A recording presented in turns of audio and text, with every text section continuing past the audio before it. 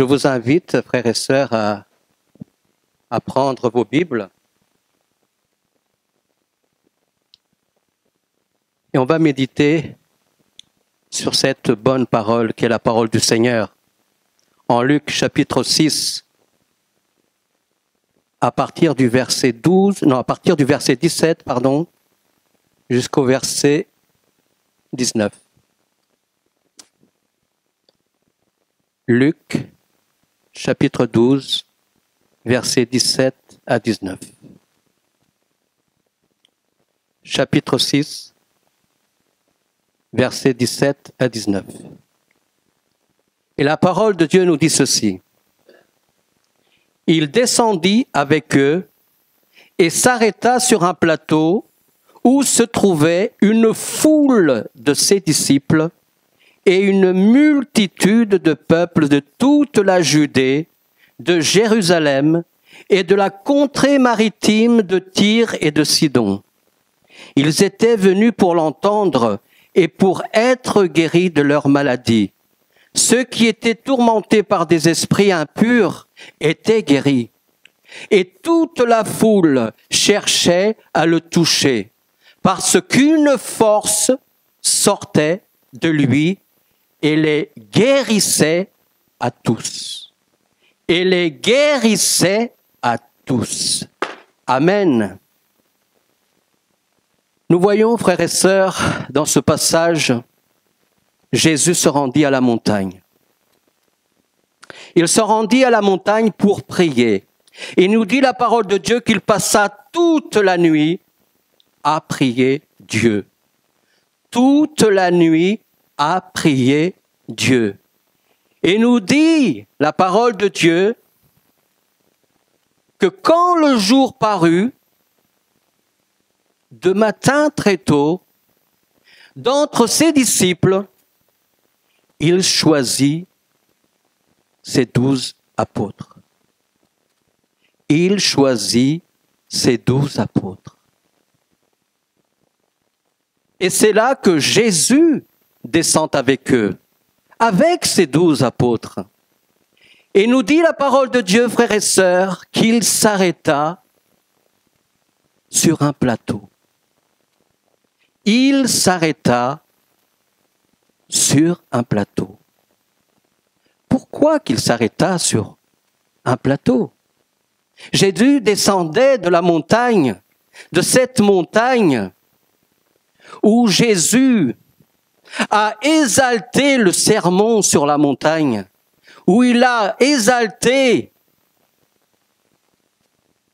les béatitudes. Il descend de cette montagne, une montagne qui était là tout proche de Capharnaüm. Et il descend de cette montagne avec ses apôtres et il s'arrêta sur un plateau. Il aurait pu continuer à descendre jusqu'au pied de la montagne, mais la parole est bien claire, elle nous dit qu'il s'arrêta. Et pourquoi, frères et sœurs? Parce que là, écoutez bien, là se trouvait une foule de ses disciples. Des personnes qui, par la foi, ont suivi le Seigneur. Ils ont reçu sa parole et ils ont été transformés par la parole de Dieu et ils suivaient Jésus. Ils suivaient Jésus. Et tous ses disciples, toute cette foule de ses disciples était là, sur ce plateau. Et non pas à peine cette foule, mais aussi une multitude de peuples de toute la Judée, de Jérusalem et même de la contrée de Tyr et de Sidon. De Tyr et de Sidon, aujourd'hui le sud du Liban. Et ils étaient là. Ils sont venus pour se rencontrer avec Jésus. Ils attendaient Jésus. Le matin très tôt, Jésus descend, à peine le jour s'était levé, Jésus descend avec les 12. Et ces gens sont là, frères et sœurs. Ces gens sont là, je ne sais pas depuis combien d'heures, combien de temps ils étaient là, mais ils étaient déjà là et c'est pour ça que Jésus s'arrêta sur ce plateau. Des personnes qui venaient de très loin, frères et sœurs. Là, ici, on parle d'une cinquantaine, même d'une centaine de kilomètres. Mais ils étaient là. Ils étaient là, frères et sœurs. Et ça, c'est la chose la plus merveilleuse. Et ça va nous parler, vous allez voir. Parce qu'ils étaient là, frères et sœurs. Parce qu'ils sont venus, écoutez bien, ils sont venus pour l'entendre. Ils sont venus pour l'entendre. Ils se sont, voilà, approchés du Seigneur. Ils sont venus au Seigneur. Ils ont pris ce temps pour le Seigneur, pour l'entendre. Je ne sais pas, frères et sœurs, si de même dans ton cœur, tu as cette position, quoi. Nous sommes là. Nous sommes venus à la maison du Seigneur. Nous sommes venus à la maison de notre Dieu. Mais en fait, tu es venu pour quelle raison? Là, ils étaient venus, frères et sœurs, pour l'entendre. Pour entendre sa parole. Frères et sœurs, je vois la foi de ces personnes déjà, pour savoir, pour s'être déplacés. Ces peuples qui se sont déplacés de toute la région de Jérusalem, d'Israël même, pour se rencontrer, pour avoir cette rencontre avec le Seigneur. Et ce soir, tu es venu pour avoir cette rencontre avec le Seigneur. Mais pourquoi, frères et sœurs? Qu'est-ce qu'il y a dans ton cœur? Qu'est-ce qui est en premier dans ton cœur? La foi de ces gens. Romains 10, verset 17 nous dit ceci. Dans la version du Semeur, une version que j'aime beaucoup. Donc, écoutez bien. Donc, la foi naît du message que l'on entend. Et ce message vient de la parole de Christ. Waouh! Ils sont venus pour écouter ce message, pour écouter cette parole de Christ, la parole de Christ. Es-tu venu ce soir pour te rencontrer avec le Seigneur? Oui, je le crois. Mais pour être à l'écoute, je le crois aussi. Et c'est bien, frères et sœurs. J'aime beaucoup quand notre pasteur, parfois, quand nous louons le Seigneur, même parfois quand nous prions, et le pasteur demande une pause. Une pause, de faire silence pour être à l'écoute. Pour être à l'écoute de ce que Dieu va te parler, de ce que Dieu va te dire. Une pause pour l'entendre. Et je crois que tu es venu ce soir, oui, pour l'entendre, pour être à l'écoute de sa parole. Parce que je le crois aussi, que ce soir, tu vas recevoir quelque chose de la part du Seigneur. Mais si vraiment tu es à l'écoute, que tes pensées ne soient pas... Tu peux être là en train d'écouter la parole de Dieu, mais tes pensées sont ailleurs. Mais si tu écoutes la voix du Seigneur, si tu écoutes la voix de Dieu, quelque chose, je te garantis, va se passer. Quelque chose va se passer dans ton cœur. Amen. Alors ils étaient tous venus pour l'entendre. Il y a aussi un verset en Matthieu, le chapitre 6 et verset 33, qui dit ceci. Cherchez premièrement le royaume et la justice de Dieu. Cherchez premièrement le royaume et la justice de Dieu. Quand tu cherches cela, ne crains rien parce que le reste, le Seigneur te le donnera par-dessus. Laisse le reste est avec le Seigneur. Mais si tu es là ce soir pour être à l'écoute, pour entendre ce que Dieu a pour toi, tu vas recevoir. Tu vas recevoir parce que le Seigneur y parle. Et regardez ce qui se passe. Nous avons vu qu'ils sont venus pour l'entendre. Mais ils sont venus aussi pour être guéris de leur maladie. Mais premièrement, ils sont venus pour l'entendre. Et après, il y a le résultat, parce qu'ils étaient là attentifs, ils étaient dans un état de cœur, de soif. Ils avaient soif. Ils sont venus voir Jésus, parce qu'ils avaient soif de sa parole. Et ils étaient venus aussi pour être guéris de leur maladie. Et regardez le résultat, frères et sœurs. Ceux qui étaient tourmentés par des esprits impurs étaient guéris. Ça, c'est le résultat, frères et sœurs. C'est le résultat. C'est pour ça que je te dis, pour ta vie ce soir, il y a aussi du résultat. Il ne dépend que de toi. Je le dis souvent, il ne dépend que de nous, frères et sœurs. Le résultat vient du Seigneur.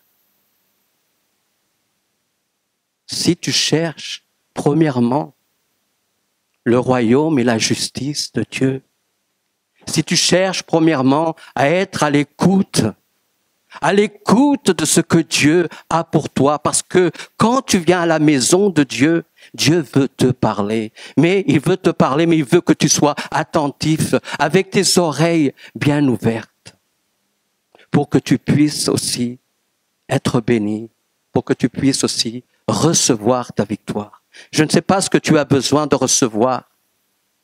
Peut-être ça fait des moments, ça fait du temps, pas mal de temps que tu pries pour quelque chose. Mais aujourd'hui, tu peux recevoir le résultat. Tu peux recevoir le résultat. Et nous dit la parole de Dieu, frères et sœurs, regardez bien, le résultat, oh gloire à Dieu, que toute la foule cherchait à le toucher. Toute la foule cherchait à le toucher. C'est le résultat de celui qui est prêt, de celui qui s'approche du Seigneur, de celui qui veut être à l'écoute, de celui qui veut l'entendre. Il y a un résultat. C'est comme ça que ça se passe, frères et sœurs. Parce qu'une force sortait de lui et les guérissait à tous. Waouh, il y avait une force à cause de la foi de cette multitude. Ça a dégagé quelque chose, quoi. Ça a bouleversé quelque chose. La puissance de Dieu s'est manifestée au milieu de ses peuples. Rappelez-vous, frères et sœurs, Marc, chapitre 5, versets 27 et 30. Rappelez-vous de cette femme. Cette femme qui avait cette perte de sang. Elle souffrait depuis 12 ans. Mais nous dit la parole de Dieu, ayant entendu parler de Jésus, je ne sais pas, frères et sœurs, peut-être Jésus était en train de passer, il y avait des guérisons, il y avait des choses extraordinaires qui se passaient. Peut-être quelqu'un est venu lui dire, écoute, il y a la solution pour toi, il y a la solution pour toi, et c'est aujourd'hui, parce que Jésus est là. Et ce que Jésus fait dans la vie de ces gens, il veut le faire aussi dans ta vie. Et c'est pour cela que cette femme a entendu Mais elle n'est pas restée à peine pour entendre, mais elle vint dans la foule par derrière et toucha son vêtement. Il y a eu une action, frères et sœurs, c'est la foi. Il y a eu une action dans la vie de cette femme. Elle n'est pas restée à peine entendre, oui, j'entends, il y a Jésus qui passe, oui, il fait des choses extraordinaires, très bien. Non, elle s'est dit, ce que ce peuple reçoit, ce que ces gens reçoivent, je le veux aussi pour moi. Alors, elle s'est mise en action. Amen. Elle s'est mise en action, n'est pas restée là, sans rien faire. Elle s'est mise en action et elle vint dans la foule par derrière et toucha son vêtement. Car, verset 28, elle disait, si je puis seulement toucher ses vêtements, je serai guérie. Amen. Conviction. La foi. Alléluia. Verset 29. Au même instant, la perte de sang s'arrêta. Au même instant, la perte de sang s'arrêta. Et elle sortit de son corps. Et elle sentit, dans son corps, qu'elle était guérie de son mal. Elle l'a senti, il y a quelque chose qui s'est passé dans la vie de cette femme. Alléluia, gloire à l'Éternel. Et à peine la partie A du verset 30. Jésus connut aussitôt en lui-même qu'une force était sortie de lui. Exactement comme le verset 19 de cette foule qui cherchait. Cette femme a cherché Jésus. Elle a eu le résultat. Cette foule a cherché Jésus. Ils ont reçu le résultat. Parce qu'une force sortait de lui et les guérissait à tous, non pas à quelques-uns, mais nous dit la parole de Dieu, à tous, sans exception, à tous. Et c'est pour ta vie aussi, ce soir. Et là, frères et sœurs, je veux vous raconter un petit témoignage. Pardonnez-moi, un grand témoignage. Un de ces jours, je l'ai raconté au pasteur et il l'a vu. Il l'a vu, je lui ai montré le problème qui n'est plus le problème. Parce que le Seigneur fait de grandes choses.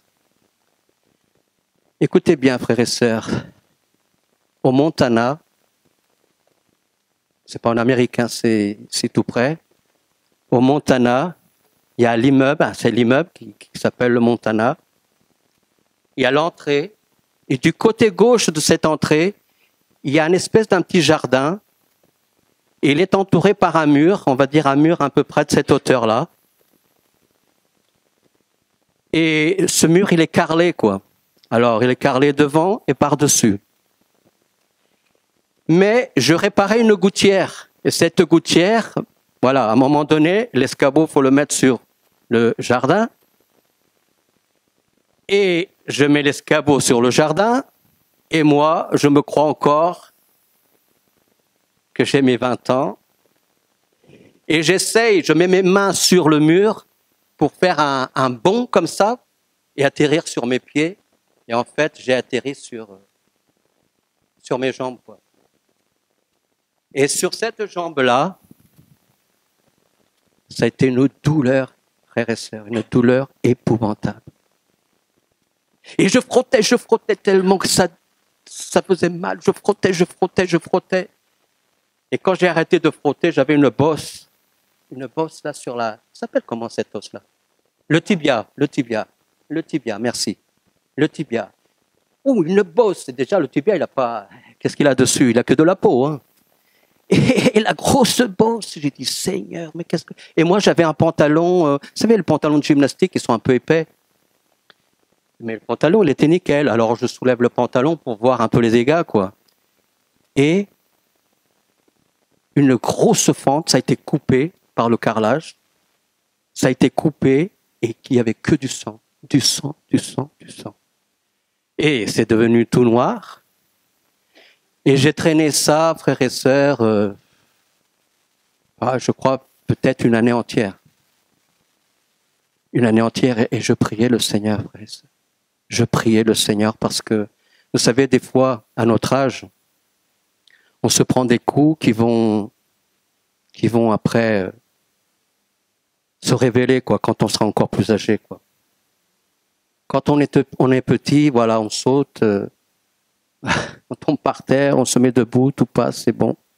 Mais quand on a un certain âge, bah, les choses, c'est pas évident, quoi. Et alors, à chaque fois, frères et sœurs, les mois se sont passés.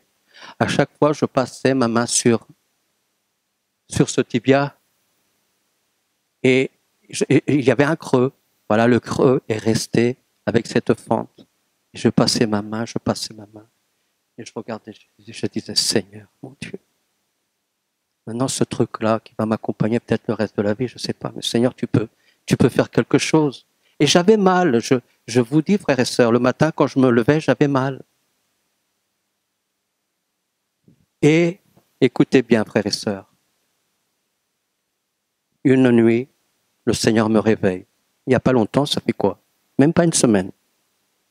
Le Seigneur me réveille. Et là, je me mets debout. Ouais, c'est évident, le Seigneur me réveille. Il veut que je passe du temps avec lui. Voilà. Et là, je vais dans mon lieu secret. Et je m'assis, en fait, sur le canapé.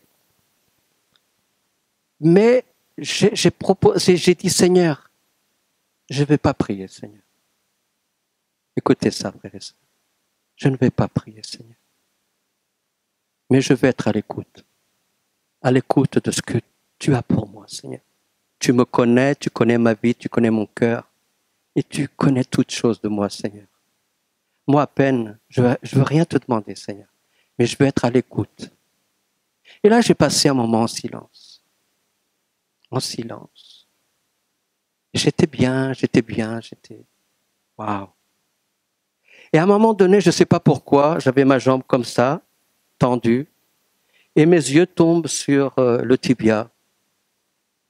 Quand je regarde le tibia, je ne sais pas, parce que ça faisait peut-être longtemps que je ne regardais pas, et je lui dis, oh mon Dieu, comme c'est moche, Seigneur. Ce creux-là, et je ramène ma jambe et je commence à passer ma main et ce creux, cette fente, bon, elle n'était plus énorme, mais il y avait quand même cette fente-là. Ça a frappé là dans le coin. Là. Et je me disais, Seigneur, mon Dieu, cet âge, Seigneur, qu'est-ce que je vais faire plus tard? Il y a même des personnes qui prennent un coup et puis c'est fini pour eux. Hein. Après, plus tard, ça va répercuter quoi dans leur santé. Et moi, je disais, oh Seigneur, miséricorde. Mais tu sais toutes choses. Et j'ai pas prié. Vous savez, la prière. Oh Seigneur, tu sais, de te rouler par terre et de te dire, oh, Seigneur, guéris-moi, Seigneur, fais un miracle. Non, j'ai à peine écouté le Seigneur. Et là, je retourne dans ma chambre et je m'endors. Je m'endors et le matin, quand je me réveille, je m'assis sur le lit et je ne sais pas pourquoi, encore une fois, mes yeux tombent sur ce tibia. Mais quand je regarde le tibia, waouh, qu'est-ce qui se passe? Il y avait une différence, mais quelque chose d'énorme. Je ne voyais plus le creux là, ni rien. Avec mes mains, non, je vais voir qu'est-ce qui se passe de près, quoi. Et je commence à passer mes mains, frères et sœurs. Lisse, complètement lisse.